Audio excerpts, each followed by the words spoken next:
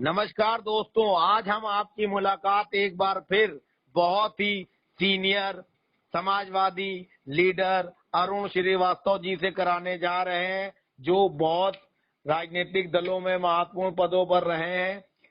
तरह तरह के राजनीतिक और सामाजिक मुद्दों पे उनकी टिप्पणियां बहुत महत्वपूर्ण होती हैं और बेबाक विचार रखने के लिए खासे प्रसिद्ध हैं। तो आइए मिलते हैं अरुण श्रीवास्तव जी से। नमस्कार भाई साहब।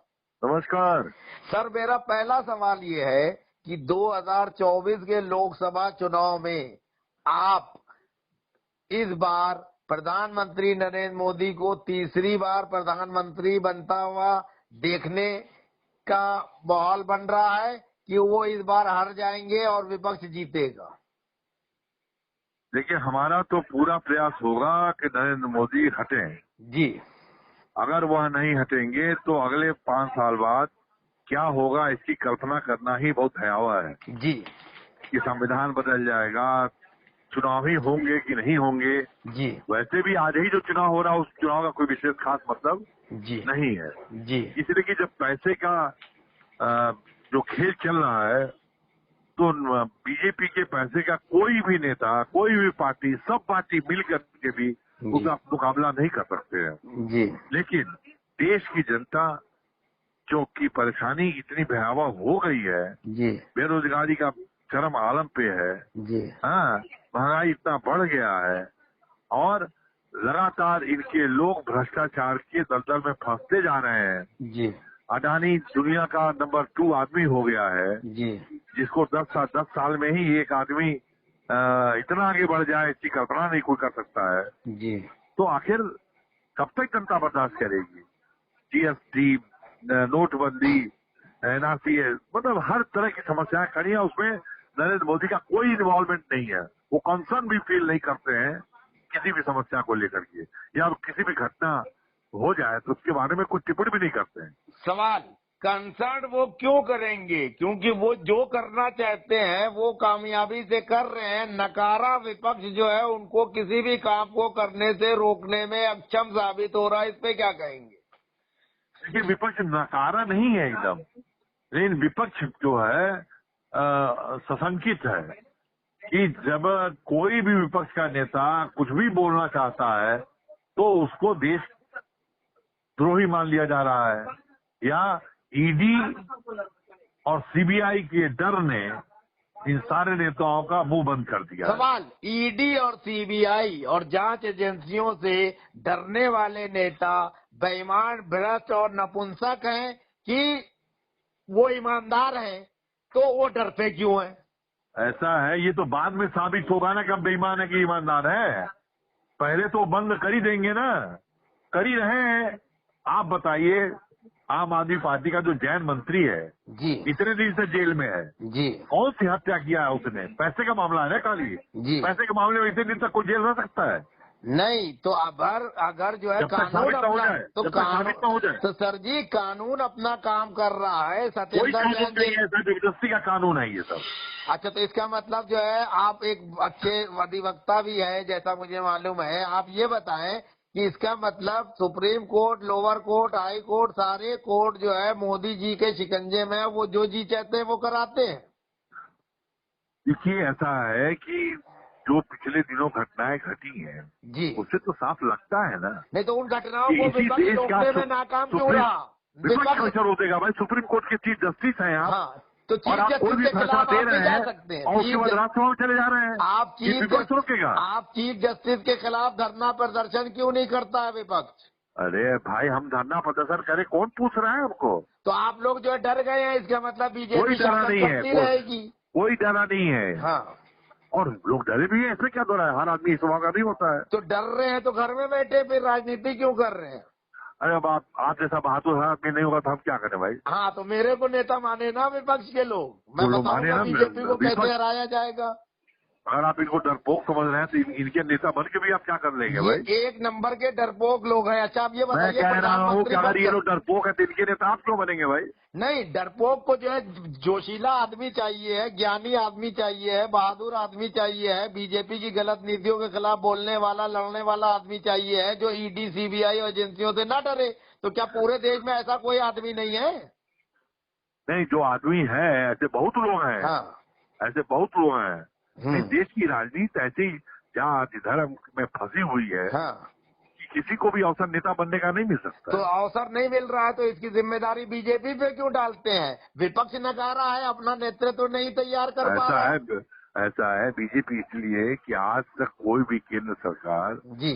विपक्ष को कमजोर करने के लिए काम नहीं करती थी। तो वो केंद्र सरकार नकारा थी। बीजेपी समझदार है, बीजेपी समझदार है, अपने दुश्मनों को देश का नेस्तनाबूद कर लोकतंत्र दिया। नहीं खत्म करना चाहती है, इसलिए विपक्ष को कमजोर कर तो रही है। लोकतंत्र में विपक्ष की भी भूमिका होती है, तो इसका मतलब विपक्ष नकारा है, अपनी भूमिका नहीं निभा पा रहा है। तो आप कहिए हमसे क्यों कह रहे हैं? अच्छा, राहुल गांधी की भारत जोड़ो यात्रा जो निकल रही है, इस पे क्या टिप्पणी करें? क्या भारत टूट चुका है? टूट तो नहीं चुका है, लेकिन भारत तार तार हो रहा है। तो इसको तार तार होने से बचाएगा कौन? देश की जनता बचाएगी। तो जनता जो है स्वतः बचा देगी कि उसके सामने कोई जो है जयप्रकाश नारायण, महात्मा गांधी, राम मनोहर लोहिया, कर्पूरी ठाकुर या जो भी अम्बेडकर, ठीक, कोई नेहरू, कोई बड़ा नेता आएगा कि ऐसे ही भगवान भरोसे बीजेपी से जो है जनता बचा देगी विपक्ष को? वो आपके हिसाब से जो बड़े नेता हैं वो आज किसी खास माँ के पेट में पैदा अभी जन्म लेने वाले हैं, तो 20 साल इंतजार करना पड़ेगा ना। नहीं, अभी जो पैदा हो चुके हैं, शरद पवार, ममता बनर्जी, स्टालिन, मायावती, ये यादव, अखिलेश यादव, मुलायम सिंह, बड़े बड़े नाम हैं। इन लोगों के बारे में तो आप कहे, आप तो खुद ही कह रहे हैं कि सब बेकार है, निकम्मे लोग। ये तो निकम्मे हो गए हैं, किसी एक को अपना नेता नहीं मान रहे, इसी से तो बीजेपी जीत रही है। इस पे क्या कहेंगे? चलिए, आपके मुंह में घी शक्कर। हाँ, नीतीश कुमार को लगभग सब लोगों ने मान लिया है। नीतीश कुमार तो एक नंबर के नकारा व्यक्ति है। कैसे नकारा? आपके कहने सब लोग नकारे हो जाएंगे। नीतीश तो कभी बीजेपी के साथ सरकार बनाते हैं और अब बीजेपी के खिलाफ प्रधानमंत्री पद के दावेदार हो रहे हैं। तो सवाल सुन लीजिए, ममता बनर्जी, शरद पवार जैसे कद्दावर नेता, नीतीश जैसे छोटे नेता को अपना नेता कैसे मान लेंगे? ये भाई लोग मान रहे हैं सब लोग। किसने कहा आपसे? घोषित हो गए। मैं जानता हूँ। नहीं, नीतीश कुमार तो मेरे हिसाब से नकारा है, क्योंकि जॉर्ज फर्नांडिस की पार्टी उन्होंने हड़प कर ली, बेईमानी की जॉर्ज फर्नांडिस से। ऐसा है। हाँ। आपके हिसाब से देश थोड़ी चल रहा है। अच्छा, मेरे हिसाब से आप सबको सर्टिफिकेट दे देंगे। अच्छा, ये बताइए, सर्टिफिकेट मैं गलत दे रहा हूँ? जॉर्ज फर्नांडिस बड़े नेता हुए कि नीतीश? बताइए। फिर कह रहा हूँ। अरे छोड़िए ना। अरे नीतीश बड़े हैं कि जॉर्ज फर्नांडिस, ये बताइए। जॉर्ज फर्नांडिस अपने मामले में सही थे, नीतीश कुमार आज अपने मामले में नहीं, जॉर्ज फर्नांडिस तो नैतिकता के मामले में, ईमानदारी के मामले में आगे थे। नीतीश तो भ्रष्टाचार में सत्ता हासिल करने के लिए।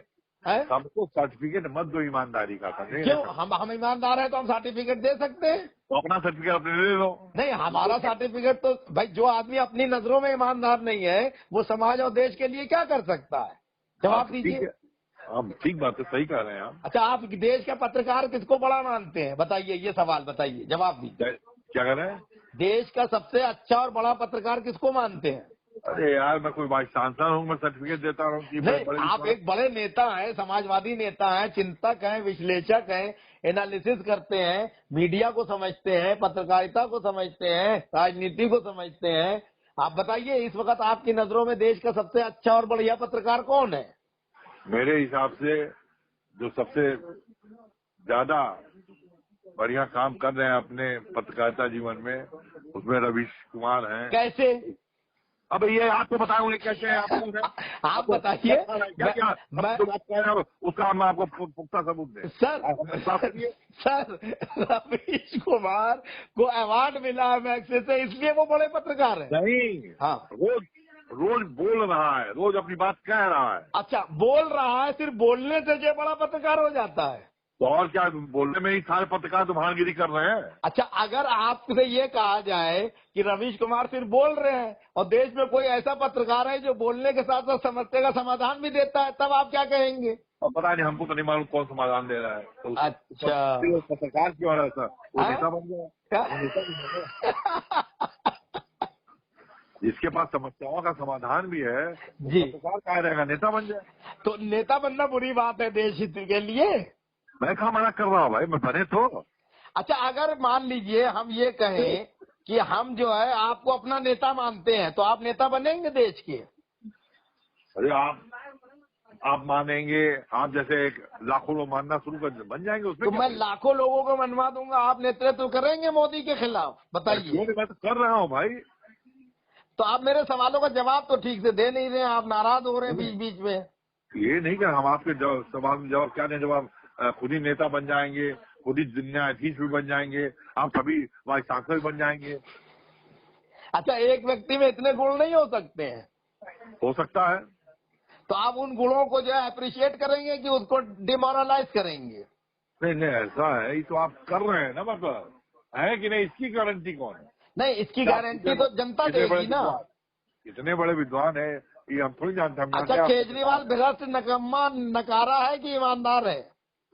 देखिए भैया, मैं सबको सर्टिफिकेट नहीं देने वाला केजरीवाल क्या है और क्या नहीं। जो आप राजनीतिक हैं, आप डरते क्यों है? केजरीवाल चोर है, भ्रष्ट है, बेईमान है, नकारा है, आप इसको कहिए। हाँ, हम आप जैसा बड़े भाई उत्साहित व्यक्ति नहीं है कि मैं सबको नकारा कर दूं, सबको बेईमान कर दूं। अच्छा, चीफ जस्टिस ऑफ इंडिया अगर बेईमानी करते हैं तो इसको क्या कहेंगे आप? हाँ, तो मैं बेईमान कह रहा हूँ, कहता रहा हूँ कि जब चीफ जस्टिस ऑफ इंडिया जो है ऐसे ऐसे फैसले दिए जो उनको नहीं देना चाहिए तो था, उन फैसलों के खिलाफ उनकी विपक्ष वजह क्यों से नहीं जो है उतरा? उनको राज्यसभा दे दिया गया। सर, विपक्ष उतरा क्यों नहीं उन फैसलों के खिलाफ सड़क पे? अरे हर बात में रोज सड़किए पे हम रहे क्या खाली? क्यों? देश का नेतृत्व करना तो गलत बातों का विरोध करना पड़ेगा ना। हाँ, करना पड़ेगा, सही बात है। अच्छा, नीतीश कुमार कामयाब हो जाएंगे मोदी जी को हराने के लिए?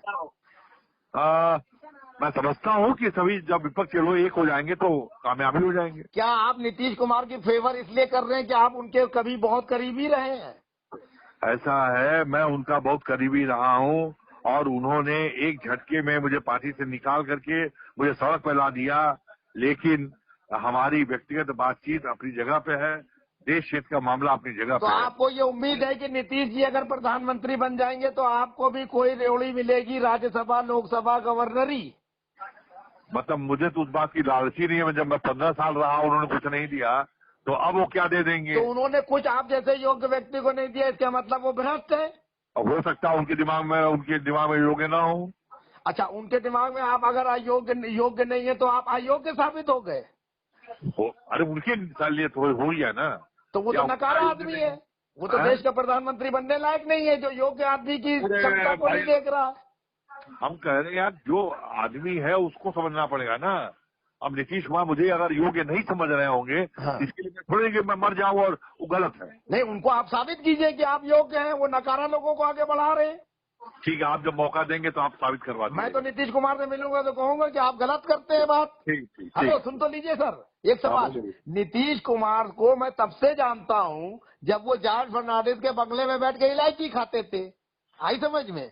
तो जॉर्ज फर्नांडिस को नीतीश ने धोखा दिया। ऐसे धोखेबाज आदमी को प्रधानमंत्री बनाना क्या ठीक है? हर नौजवान देश का कभी न कभी किसी भी बड़े नेता के बंगले में रेवड़ी खाता ही रहता है। अच्छा, रेवड़ी खाने के बाद जो उसको उलट देता है, उसकी अवहेलना कर देता है, वो मौका आएगा तो बिल्कुल करेगा। तो उसमें ये क्या है? अच्छी राजनीति कहलाएगी कि अवसरवादिता कहलाएगी? ये है कि जो नेता काला मान जाए, हैं? नेता जो भी कहे माने, यही हमारी राजनीति है। अच्छा, तो इसका मतलब आडवाणी जी को साइड करके मोदी जी ने सही किया? ऐसा है, ये तो जनता बताती रहती है ना। अच्छा, आप एक सवाल का जवाब दे दीजिए, आखिरी सवाल। प्रधानमंत्री नरेंद्र मोदी के व्यक्तित्व और कर्तृत्व के आगे नीतीश का स्तर कितने % है, ये बता दीजिए। 200% उनसे बेहतर है। बेहतर है? हाँ। बेहतर है तो उनकी तो बिहार में सीटें कम आई थी बीजेपी से। अरे इससे क्या फर्क पड़ता है, वो नहीं समझा पाए जनता को। अच्छा, तो जनता को विधानसभा में नहीं समझा पाए, लोकसभा में कैसे समझा लेंगे? मैं ये कह रहा नहीं कर पाएगी तो आप समझा लेंगे, उसमें क्या है। अच्छा, मतलब आप जो है 50 जो है मठाधीश इकट्ठा होकर नीतीश जिंदाबाद कर देंगे तो जनता समझ जाएगी? शायद यही फार्मूला रह गया है। तो शरद पवार जो है क्या करेंगे फिर? ममता क्या करेंगी? मायावती क्या करेंगी? शरद पवार उनको मदद करेंगे। मदद क्यों करेंगे शरद पवार? शरद पवार खुद बहुत बड़े नेता हैं। अरे यार, सभी आप ही जानते हैं, मैं जानता हूँ ना, कर रहे हैं मदद। अच्छा, अंत है उनका, अंत है? और ऐसा है कि सब लोग तो नहीं बन जाएंगे, एक ही आदमी बनेगा ना। तो एक आदमी योग्य आदमी देखो ना, नकारा को क्यों प्रधानमंत्री बना रहे हो? भैया आपकी निगाह में नकारा है और लोगों की निगाह में थोड़ी ना है। तो हम तो निष्पक्ष बात कह रहे हैं ना, हम साबित कर रहे हैं वो नकारा है। अरे भाई, तो आप साबित करते रहिए। तो बताओ, हम इतने बड़े मुख्यमंत्री को नकारा कह रहे हैं, आपको बुरा नहीं लग रहा है? आप ऐसा है, मैं ये कह रहा हूँ कि अगर नीतीश कुमार नकारा आपको लग रहे हैं हाँ, तो आप सब नेताओं से मत कहिए कि आप लोग क्यों ऐसे नकारा आदमी सपोर्ट मैं एक जारी करूंगा प्रेस रिलीज और एक संदेश जारी करूंगा कि नीतीश को प्रधानमंत्री ना पेश करा जाए, नहीं तो बिल्कुल मोदी जी अभी से जीत जाएंगे 24 का चुनाव। मतलब आप जो है मोदी को जिताना चाहते हैं क्या? 110% नीतीश जैसे नकारा के मुकाबले तो मोदी जी 100%।